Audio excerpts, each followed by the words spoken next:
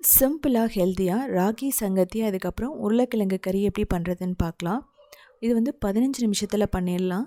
Iron calcium ரிச்சான ஒரு உணவுன்னு சொல்லலாம். அது மட்டும் இல்லாமல் வெயிட் லாஸ் அப்படின்னு போகும்போது பர்ஃபெக்டாக இருக்கும் உங்களுக்கு. இது வந்து பார்த்திங்க அப்படின்னா ஆந்திரா ஸ்பெஷல்னு சொல்லலாம். ஸோ நம்ம ஊர்லேயும் நம்ம பண்ணுவோம். அது வந்து ராகியை வந்து கிளறினதுக்கப்புறம் ரைஸை போட்டு அதுக்கப்புறம் தயிர் ஊற்றி வெங்காயம் அதுக்கப்புறம் பச்சை மிளகாய் வச்சு சாப்பிடுவோம்.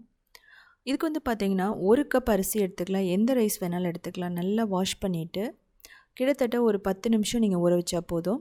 சோனா மசூரியாக இருக்கட்டும், எந்த ரைஸ் வேணாலும் எடுத்துக்கலாம். பாயில்டு ரைஸ், ஸ்டீம்டு ரைஸ் எது வேணாலும் 10 நிமிஷம் மட்டும் ஊறட்டும். ஸோ ஊறினதுக்கப்புறமா ஒரு பேனில் கிட்டத்தட்ட ஒரு 4லேருந்து 5 கப் தண்ணி ஊற்றுங்க. நம்ம ஓப்பனில் தான் வேக வைக்க போகிறோம். இப்போது தண்ணி கொதித்து வரும்போது அரிசியை போட்டுட்டு இது கிட்டத்தட்ட 90% நல்லா வேகணும். ஸோ அந்தளவுக்கு இதை நல்லா வேக வைக்கணும். நீங்கள் வந்து ப்ரெஷர் குக்கர்லேயும் பண்ணலாம். ப்ரெஷர் குக்கரில் பண்ணும்போது என்ன பண்ணணும் அப்படின்னா, கிட்டத்தட்ட 3 கப் தண்ணி ஊற்றிட்டு நல்லா கொதித்து வந்ததுக்கப்புறமா ரைஸை போட்டுட்டு 3 விசில் இல்லைனா 4 விசில் விட்டு எடுத்துருங்க. அதுக்கப்புறமா தேவையான அளவு திரும்ப கொதிக்கிற தண்ணி ஊற்றிட்டு ராகியை போட்டு மிக்ஸ் பண்ணணும். நம்ம ஓப்பன் பேன் மெத்தடில் வைக்கும்போது வந்து பார்த்திங்க அப்படின்னா அப்பப்போ நம்ம செக் பண்ண வேண்டியது இருக்கும். இந்த அரிசி வந்து வெந்துருச்சா இல்லையான்னு பார்க்குறதுக்கு. நீங்கள் ரைஸ் பிடிக்கல அப்படின்னா திணை அதுக்கப்புறம் வரகு, பனிவரகு எது வேணாலும் போட்டு பண்ணலாம். ஈவன் நீங்கள் வந்து கம்பு அதுக்கப்புறம் கோதுமை கூட போட்டு பண்ணலாம். நல்லா மிக்ஸ் பண்ணிவிடுங்க. இப்போது இது வந்து 95% வெந்ததுக்கப்புறமா கிட்டத்தட்ட 1 கப் ராகி மாவு போடுவோம். அதாவது 1:1 அப்படி தான். இல்லை அப்படின்னா ராகி அதிகமாக வேணும்னா 1/2 கப் அரிசி 1 கப் ராகி மாவு கூட நீங்கள் போட்டுக்கலாம். இப்போது தேவையான அளவு உப்பு போட்டுக்கலாம். நீங்கள் தண்ணி கொதிக்கும்போது கூட போட்டுக்கலாம். அப்படியும் பண்ணி பாருங்கள். இது வந்து நல்லா வந்து மிக்ஸ் பண்ணணும். இப்போது நீங்கள் லோ ஃப்ளேமில் வச்சுட்டே மிக்ஸ் பண்ணுங்கள். இந்த டைமில் உங்களுக்கு தண்ணி வந்து ரொம்ப குறைவாக இருக்கிற மாதிரி இருந்தது அப்படின்னா பக்கத்துலேயே தண்ணியை கொதிக்க வச்சுருங்க. அதை எடுத்து ஊற்றி கூட மிக்ஸ் பண்ணிக்கலாம். இப்போது இதை வந்து மூடி கிட்டத்தட்ட ஒரு 5 நிமிஷம் நம்ம அப்படியே வைக்கணும் லோ ஃப்ளேமில். அப்போ வந்து பார்த்திங்கன்னா ராகி மாவு நல்லா வெந்துடும். இதில் ராகி மாவை ரோஸ்ட் பண்ணி போடணும்னலாம் அவசியம் இல்லை. ஸோ இப்போ ஒரு 5 நிமிஷம் நம்ம விட்டுட்டோம். கரெக்டாக பார்த்திங்க அப்படின்னா எல்லாமே ஒன்றோடு ஒன்று சேர்ந்து வந்துருச்சு. இப்போ வந்து பார்த்திங்க அப்படின்னா சூடாக இருக்கும்போதே கொஞ்சம் உருண்டையில் பிடிச்சிடலாம். இதை வந்து தண்ணியில் போட்டு வச்சிட்டிங்க அப்படின்னா நைட்டோ காலையிலையோ நம்ம வந்து ராகி கூழ் மாதிரி பண்ணிக்கலாம். இது ராகி சங்கத்திங்கிறது நல்லா வந்து சூடாக இருக்கும்போது சாப்பிட்றது. இதுக்கு கிரேவி வந்து எது வேணாலும் வச்சுக்கலாம். எந்த கீரையாக இருக்கட்டும், பருப்பு, அதுக்கப்புறம் எக்கு. யூஸ்வலாக வந்து ஆந்திராவில் சிக்கன் கிரேவியெல்லாம் இதுக்கு வச்சு சாப்பிடுவாங்க. இதில் வந்து பார்த்திங்கன்னா கார்போஹைட்ரேட்லேருந்து எல்லாமே பேலன்ஸ்டாக இருக்கும். இப்போது இதே பேனில் வந்து பார்த்திங்க அப்படின்னா உருண்டையை உருட்டி எடுத்துக்கலாம். சின்ன சின்ன உருண்டைகளாக பிடிச்சி கூட நம்ம வந்து செஞ்சு சாப்பிட்லாம். இதில் வந்து பார்த்திங்கன்னா கிட்டத்தட்ட 3 உருண்டைகள் வந்தது. தட்டில் போட்டதுக்கப்புறம் கூட நீங்கள் ஷேப் வேணும் அப்படின்னா நீங்கள் பண்ணிக்கலாம்.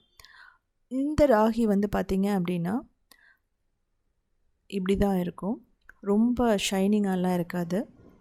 இப்போது நல்ல சூடான அந்த ராகி பாலில், ராகி சங்கத்தியில் நல்ல சூடாக நெய் ஊற்றி அதுக்கு மேலே ஏதாவது ஒரு கிரேவி ஊற்றி சாப்பிடும்போது அவ்வளோ டேஸ்ட்டாக இருக்கும்.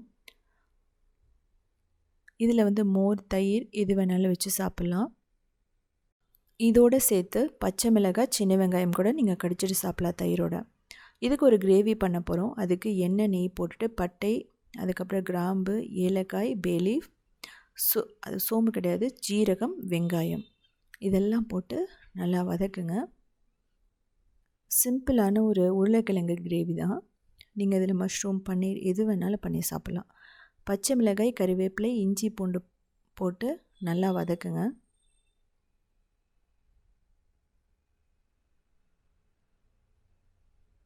இதுக்கப்புறமா மசாலா பொடி எல்லாம் போட்டுக்கலாம். மஞ்சள் தூள், மிளகாய்த்தூள், ஜீரகத்தூள், கொத்தமல்லி தூள், அதுக்கப்புறம் கரம் மசாலா தூள்.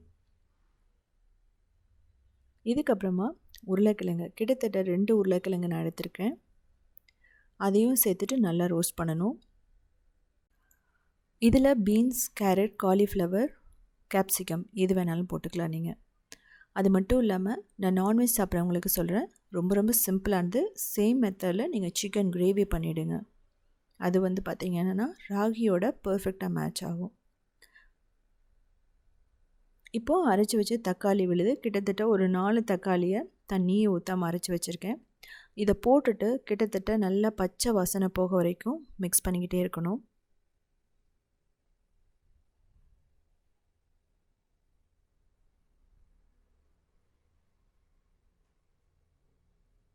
இப்போது தேவையான அளவு தண்ணி ஊற்றிடலாம். ஸோ இது வந்து பார்த்திங்கன்னா ஒரு கொதி வரணும். இப்போது இது வந்து தயிர் ஊற்றிருக்கேன். தயிரோடு சேர்த்து 1 டேபிள் ஸ்பூன் கடலை மாவு போட்டு நல்லா அரைச்சி எடுத்துகிட்டு வந்து நான் ஊற்றிருக்கேன். அப்படியும் ஊற்றி பண்ணலாம், இல்லைனா முந்திரி, கசகசா, பொட்டுக்கடலை, தேங்காய் இதை ஊற்றியும் பண்ணலாம். இப்போது மேலே கசூரி மேத்தி போட்டுரும். தேவையான அளவு திக்னஸ்க்கு நீங்கள் தண்ணி ஊற்றிக்கலாம். இவ்வளோ தான். இதை மூடி கிட்டத்தட்ட 4லேருந்து 5 விசில் மீடியம் ஃப்ளேம் வச்சுட்டிங்க அப்படின்னா ரொம்ப பர்ஃபெக்டாக ரெடி ஆகிடும். அப்படியே ஆயிலெல்லாம் பிரிஞ்சு வந்து அவ்வளோ டேஸ்ட்டாக இருக்கும், ஹோட்டலில் சாப்பிட்ற மாதிரியே. இது அந்த சூடான நெய் மேலே இதை அப்படியே ஊற்றி சாப்பிடும்போது அவ்வளோ டேஸ்ட்டாக இருக்கும். ஸோ 2 விதமாக பண்ணலாம். ஒன்று பருப்பு போட்டும் பண்ணலாம், நீங்கள் அப்படியும் பண்ணி பாருங்கள். இதே மாதிரி நிறைய ரெசிபிஸ் வேணும்னா நீங்கள் உத்தமி கிச்சனை ஃபாலோ பண்ணலாம். க்ரியேட்டிவ் வேர்ல்ட்னு இன்னொரு சேனல் இருக்குது, அதுலேயுமே 1900 ரெசிபிஸ் இருக்குது. அது மட்டும் இல்லாமல் southindianfoods.in அப்படிங்கிற வெப்சைட்டை கிட்டத்தட்ட 14 இயர்ஸ்க்கு மேலே ரன் பண்ணிகிட்ருக்கோம். 8000 ரெசிபிஸ் ஸ்டெப் பை ஸ்டெப் ஃபோட்டோஸோடு இருக்கும். ஸோ பார்த்துட்டு கமெண்ட் பண்ணுங்கள். இதை நீங்கள் பண்ணியிருந்தீங்க அப்படின்னா நீங்கள் எந்த மாதிரி பண்ணுவீங்கன்னு சொல்லிட்டு கமெண்ட் பண்ணலாம்.